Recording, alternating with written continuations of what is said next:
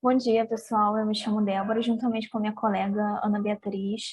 Vamos estar apresentando um trabalho Tal Carolina, Qual Língua, feito pelo grupo de pesquisa Mulheres na Formação de Leitores, orientadas pela professora doutora Ana Clélia Penha Dias. O objetivo da pesquisa é estudar a obra Quarto de Despejo, publicada inicialmente em 1960, de Carolina Maria de Jesus, que atualmente tem sofrido questionamentos sobre possíveis revisões textuais que deveriam ou não serem feitas.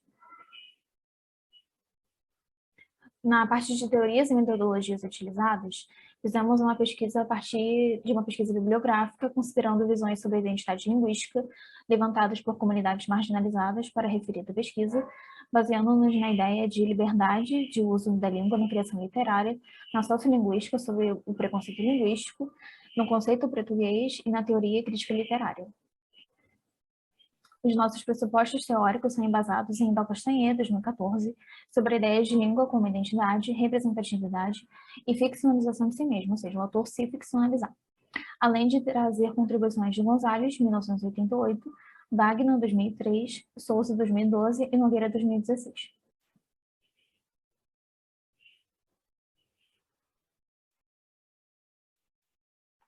Oi, pessoal, eu sou a Ana e então eu vou continuar falando um pouco da problemática da pesquisa. Toda essa discussão começou a partir de um anúncio por parte da editora Companhia das Letras, em que foi informada a publicação do livro Casa de Alvenaria, de Carolina Maria de Jesus, que não seria revisado, né, no caso, ou seja, iria manter as inadequações linguísticas, conforme diz a professora Regina, da escrita de Carolina.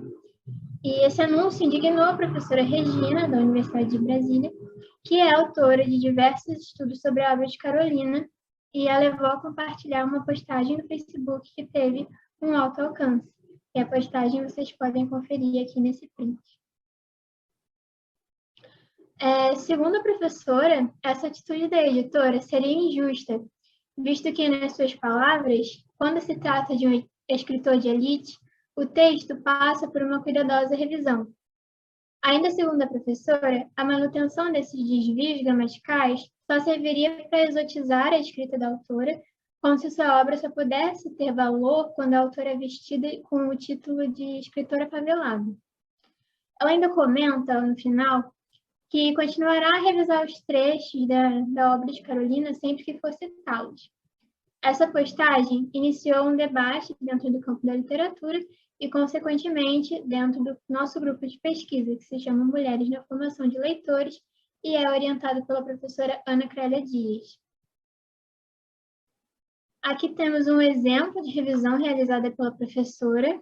Esse quadro foi retirado do artigo de Nogueira, que está indicado na nossa bibliografia. Como apontamento inicial, nós trouxemos um trecho para exemplificar a escrita de Carolina. Nesse trecho, como vocês podem ver, ela aponta que tem dois anos de escolaridade só, e é o suficiente para aprender o básico de leitura e escrita, né? Para que ela conseguisse, ao longo de sua vida, ter contato com obras literárias e escrever os seus diários. Assim, segundo essa proposta, quando e caso a obra fosse revisada, a alteração causaria perda de coerência interna, já que ela diz que tem somente 2 anos de escolaridade.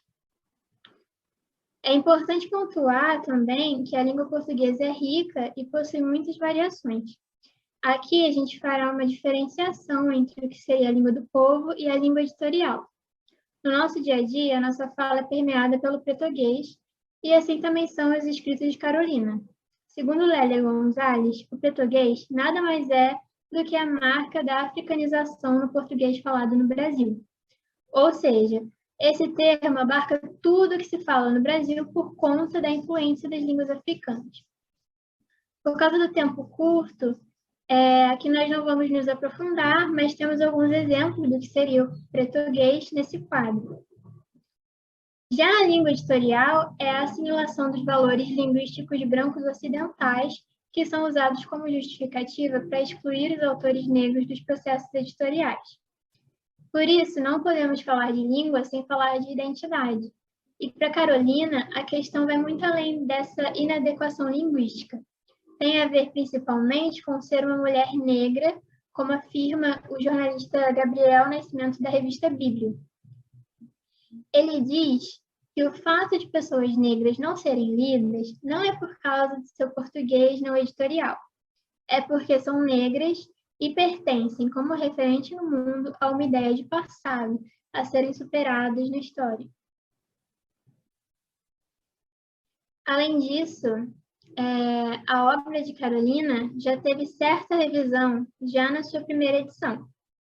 Adaúlio Dantas, no prefácio da 10ª edição do livro Quarto de Despejo, afirma que a publicação da obra preservou as inadequações gramaticais cometidas pela autora, com edição de texto e correções na pontuação, e, entre aspas, em algumas palavras cuja grafia poderia levar à incompreensão da leitura.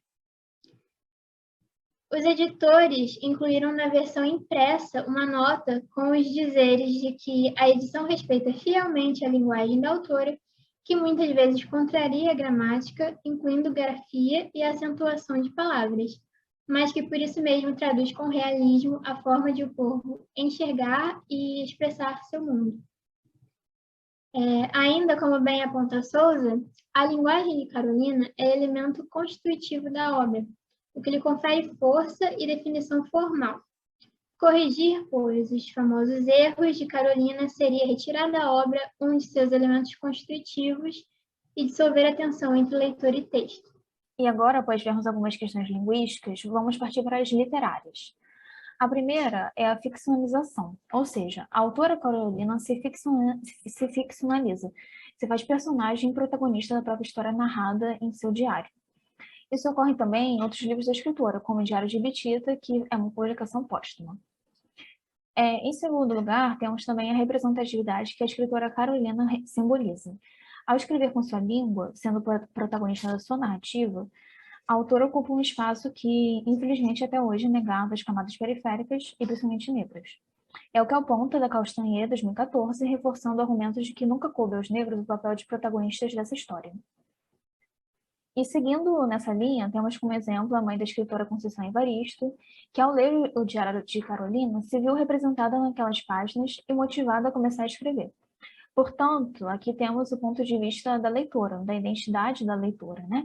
Em que, como a gente retirou, né, do artigo de da Castanheira também, né, a citação da Conceição Evaristo, ela afirma que nas páginas de Outra Favelada elas se encontravam, né? E que elas podiam perceber que, como a outra, podiam escrever como a outra, porque elas também eram a outra, né? Um terceiro tópico a ser problematizado é o porquê de que outros escritores brasileiros canônicos que apresentam desvios na escrita não terem sido envolvidos na mesma polêmica que Carolina. Temos como exemplo Lima Barreto e Guimarães Rosa. Vale ressaltar que eles não possuem o mesmo tipo de tratamento. Lima Barreto possuía uma escrita coloquial e foi discriminado por um longo período durante a academia, né?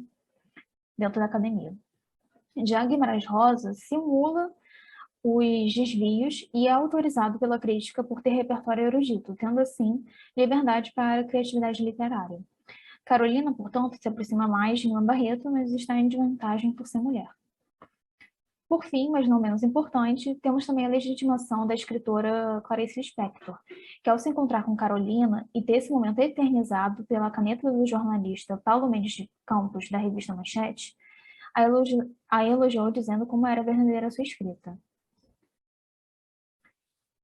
Por estarmos em fase inicial da pesquisa, temos a intenção para os próximos passos de pesquisar mais a fundo sobre a temática da coesão interna literária, já que ao longo de todo o livro, Carolina Maria de Jesus afirma e reafirma que só possui 2 anos de escolaridade. Ou seja, é coerente que no texto a sua escrita seja marcada pelos desvios da norma padrão, pois a autora teve pouca escolaridade e reflete isso na sua escrita.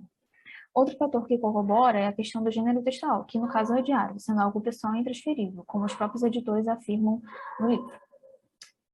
E respondendo à pergunta do título do nosso trabalho, é mais importante preservar a identidade que marcou o lugar da autora na literatura brasileira do que apresentar um texto que foi artificial e que prejudique a experiência e possível identificação pessoal do leitor, além de entendermos que o texto é uma denúncia da educação defasada e das desigualdades sociais e raciais.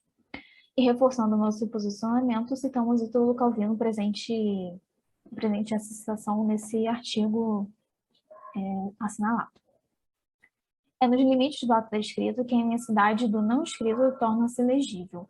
Quero dizer, através das incertezas da ortografia, dos equívocos, dos lapsos, dos desvios incontroláveis da palavra e da pena.